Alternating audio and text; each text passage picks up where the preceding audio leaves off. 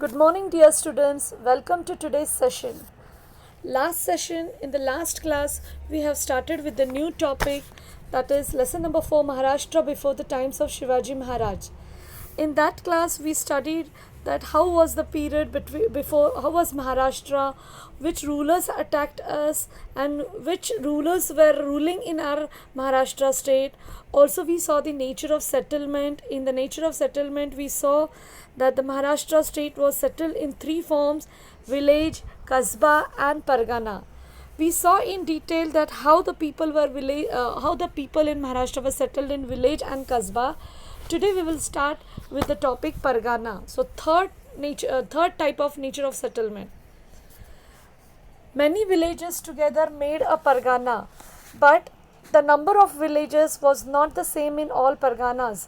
For example, the Pune Pargana was a big pargana. So, first of all, what do you mean by pargana? Pargana means what? We studied that village was a very small, and then a big village was called a kasbah, and same way many villages together make a pargana. So everywhere we find that all the villages didn't have the same number of parganas. For example, the Pune Pargana was a very big pargana, and it consisted of 290 villages. There were 64 villages in the Chakan Pargana. The Sharwal Pargana was small, it had only 40 villages. So did you see that all the number of villages were not the same in all the Parganas? Then who were the Vatandas? The Deshmukh and the Deshpande were the Vatandar officers of the Pargana. So we saw in village also there were two Vatandars, the two officers, and also in the Kasbah. Same likewise in Pargana, the two Vatandar officers, the monitors of the Pargana were who? The Deshmukh and the Deshpande. What were their duty? The Deshmukh was the chief of Patils in a Pargana, and the Deshmukh did at the Pargana level what the Patil did at the village level. So what was the duty of the Deshmukhs? He was the chief of the Patils in a Pargana. We know that Patil was the chief of whom? Of the village, and their chief was who? Deshmukh. And what was his role? What was his duty? His duty was to look at all the work of the Pargana. All the work what Patil did at the village level, the same work was done by the Deshmukh at the Pargana level.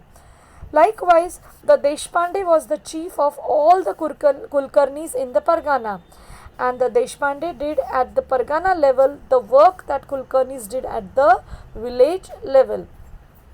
So Kulkarnis were also the chief of the village, and their chief was who? Deshpandes. And the Deshpandes did all that work which Kulkarnis did at the village level. The same work was done by the Deshpande at the Pargana level. These Vatandar officers were the link between the people and the government. So these were all Vatandar officers. They formed a link. They were the means, to promote all the problems from the government to the people, or a coordination link between the people and the government. In case of enemy invasion or drought, these Vatandas represented the grievances of the people to the government. So what do you mean by enemy invasion? Means we all know in the time of before independence, our state or our country was attacked by the enemy people, enemy states, enemy territory. So in this way, if such event used to happen when our state was invaded by enemy, or the situation of drought means what? No water, yes. So in such cases, these Vatandas used to solve our problems, or represent our grievances to the government. So the problems of the people were put forward to the government by whom? By the Vatandas. But not all Vatandar officers were loyal. Sometimes these officers misused their powers. Means all officers were not loyal, were not honest in their duty. What they used to do? They used to misuse their powers. So how they used to misuse? They collected more money from the people than was due, or did not remit the money so collected to the government in time. So what they used to do, how they used to harass the people, how they used to misuse, what they used to do, they used to collect more money from the people what was then due. If suppose they have to collect, suppose I'm just giving an example. If they want to collect from the people only 200 rupees, but what they used to do, they used to misuse, they used to harass the people by collecting more money than what it was due, means collecting more than 200. Okay, and then also do not remit the money to the government on time. So, keeping the money with them only and saying to the government that no, this person has not given yet the money. So, this way they used to misuse their powers, and on such occasions the people suffered harassment. So, people were really going to tough times, they were getting harassed by these Vatandas. Now, let us move forward today with the new topic, the calamity of a famine. Also, before the times of Shivaji Maharaj, our Maharashtra was facing a very big problem, and that was nothing but the calamity of a famine. So, let us understand first what is a famine. Agriculture was dependent on rainwater. If it did not rain, crops would fail. As we all know that Maharashtra is having the main occupation as agriculture. They are practicing agriculture on a large scale, and for agriculture to get it properly done, what is important, main factor is rain. So if it will not rain, crops will fail. So that only problem they had that time. So there was no rain and their crops were getting destroyed. The prices of food grains rose. Obvious, if there is no enough food grain, then the prices of food grain will rise. Their price will rise. It became difficult for the people to get food grains and other things. So people didn't had enough money to buy the expensive food grains and other things. So they were facing the problem of there was no fodder for the cattle. Even fodder means what? The cattles like our sheep, cow, goat, all these cattle animals, whatever they eat, fodder means that grass, that what they eat, that was also not available. Water became scarce. Obvious, if there is no rainfall, we will have scarcity of water. Water became scarce means there was less water. It became difficult for people to live in the village. So, but obvious, no food, no water, no capability to buy the highly expensive food grains. So people were suffering a lot. Some were dying also due to scarcity of water. It became difficult for people to live in the village. They were forced to leave the village. So in such circumstances, they were not able to live at that place where there was no water. So they were wandering from one place to another in search of food and water. Really, a famine was a great calamity for the people. So when this famine occurred, a great famine occurred in Maharashtra in 1630 CE. So please remember, in which year? In 1630. People were greatly distressed due to this famine. They were in great stress due to this famine. It has been described in these words: people were ready to sell themselves for a piece of bhakri, but there was nobody to buy them. So how poorly this situation was described, that people were really in such a situation, in such a bad situation, that they were ready to sell themselves for a piece of bhakri, means for just one piece of that much they were having, they were starving for the food, and for that food, one piece of bhakri, they were ready to sell themselves, but nobody was there to buy them. There was a severe scarcity of food grains. Entire families were destroyed. All the families were suffering. They were destroyed. Cattle and farm animals died because cattle were also not getting food and water. All the farm animals, so all they were dying. Agriculture was devastated, means agriculture was destroyed. The famine put an end to industries. Also, if there is no food, no enough water, then production in industries will also stop. So all the things were get affecting due to famine. all financial transactions came to a standstill. Means whatever financial transactions were going on, they were also stopped. People had to wander to far away regions in search of a livelihood. What is our livelihood? Our basic needs. What are our basic needs? Food, water and shelter, right? If all these things were not getting fulfilled at that time, and so people were wandering to far away regions in search of their basic needs, in search of their livelihood. It was a great challenge to bring back to normally the devastated life of the people. So all the people were, just trying very hard. There was a great challenge before them, that how to bring our life to normal and how to, come out of this destroyable life. So, in such situations, what happened then?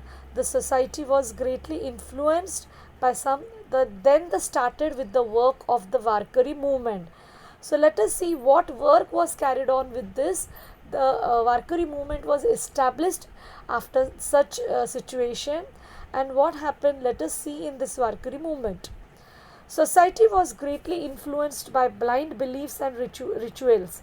In that time, we know very well, we have heard all these things, that people were, blindly having some superstitions, beliefs, believing that on the wrong things, maybe not checking whether the things are wrong or right, and just blindly believing on the situation. So that were called as, blind beliefs and rituals. Like, for example, if you remember, now also we see some people believing that if the cat crosses our path or our way, then we say, oh, cat has crossed our path, it is not good, something bad will happen, so just turn backward. So that were some types of, I gave an example. So these were some of the things where the people blindly believed. So society was greatly influenced by all these things, and people had become fatalistic and inert, and due to these blind beliefs, people had become fatalistic. Means what? Believing predetermined, means this is going to happen, that is going to happen. So all these things, they were just believing it blindly and inert, and due to all these beliefs, they had become inactive, were not able to move actively. So there was a very need to change their blind beliefs, and make them understand that all these things are wrong, these are superstitions, you should not believe on them. So for this, they had lost all initiative. Means some people were having all the good talent in them, but because of all these beliefs, they had lost their initiative. The condition of the common people was miserable. It was really, the people had become too much miserable. In such circumstances, the sons in Maharashtra endeavored to inspire the masses. So all these bad situations, in all these bad circumstances, who took the initiative, who took the entry in Maharashtra? All the great sons. They understood the situation, and they thought of, addressing the people or inspiring the masses. Means inspiring the people in together in very large number, that all these things are wrong. So let us now study further who all were the Sant, and how they inspired the people, and how they helped the people to come out of all these bad circumstances. In Maharashtra, the tradition of sants, which began with Sant Jnaneshwar and Sant Namdev, Sant Namdev, was carried on by sons coming from various strata of the society. People from all strata of society were part of the Sant tradition. So in Maharashtra, the tradition of sants began from which the first Sant, who was that? Sant Jnaneshwar and Sant Namdev, carried on by sants. So first Sant who began his preachings, who was a Sant Jnaneshwar, and who followed by Sant Namdev, and also the other sons who came from the various strata, means various castes of the society. Let us see the names of them. For example, Sant Chokamela, Sant Goroba, Sant Sena, Sant Savata, Sant Savata, Sant Narhari, Sant Sheikh Muhammad Sins, etc. Sant Chokoba's wife, Sant Soirabai, and sister Sant Nirmalabai, Sant Muktabai, Sant Janabai, Sant Kanhopatra, Sant Bahinabai Siurkar, and other women were also among them. So, not only Sant but their family, their wives also came forward for the, in the Varkari movement, they joined and started their preachings. Then Pandharpur was at the center of the Sant movement. So which was the center place of the Sant movement? Pandharpur. Vittal was the object of their worship, and we as all know that God Vittal, still now we worship God Vittal in the Pandharpur. So that time also Vittal was the object of their worship. On the banks of the river Chandrabhaga at Pandharpur, the sons and pilgrims Varkari used to rejoice in their devotion, that is bhakti. So there was in the Pandharpur and the banks of the river Chandrabhaga. So one river Chandrabhaga at Pandharpur, on that banks, along the banks of the river, these sons and pilgrims mean the Varkari, the people who used to come for the for devotion, they used to come for their prayers, they used to come to Pandharpur.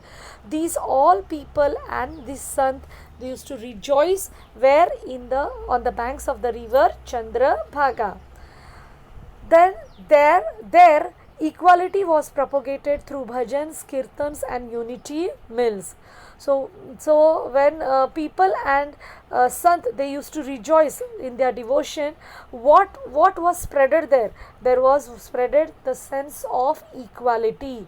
Means the sant were preaching to the people in the ways of bhajans, kirtans, and unity mills. What preaching they used to give to the people is that you should stay equal. All the people are one in all. No caste, no religion, everyone is equal. So this message was spreaded through what? Through bhajans, kirtans, and unity mills. So now we just stop here for today. Hope you will have understood the topic. Any queries, please you can comment me in the chat box. Thank you. Have a nice day. Stay safe. Stay at home.